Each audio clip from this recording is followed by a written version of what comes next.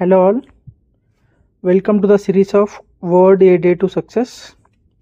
ఈరోజు మనం క్యాప్రికస్ అనే వర్డ్ డిస్కస్ చేద్దాం. ఇది మోస్ట్లీ కాంప్రహెన్సివ్ ఇంగ్లీష్లో ఆర్ యాంటోనిమ్స్ సినోనిమ్స్లో అడుగుతారు.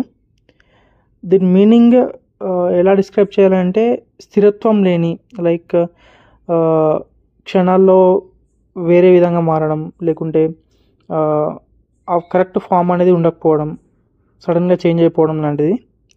అండ్ సినోనిమ్స్ వచ్చేసి ఫిక్కిల్ అంటే నిలకడ లేని, అండ్ ఇంపల్సివ్ అంటే ఇన్ ద సెన్స్ ప్రలోభాలకు లోనవ్వడం.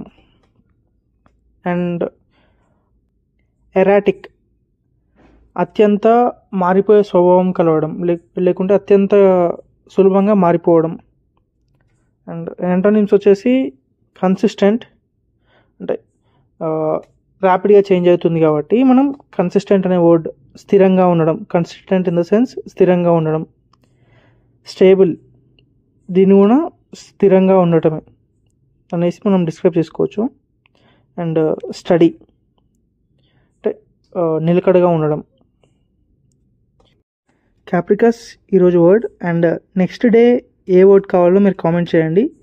దాన్ని అనుగుణంగా నేను వర్క్ చేసి మీకు రెస్పాండ్ అవుతాను.